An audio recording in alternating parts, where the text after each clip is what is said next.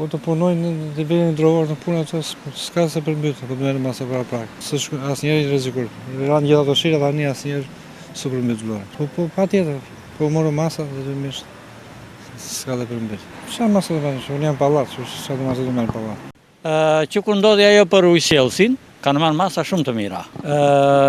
Kanë zblokuar gjitha pusetat, punonjësit janë në gatishmëri, edhe pompat janë poshtë, janë në gatishmëri, asnjë pompë nuk është me defekt, janë të gjitha në rregull, kështu që mos u tërhoni, mos keni frikë sepse kohë të mira do të vinë. Sa kohë?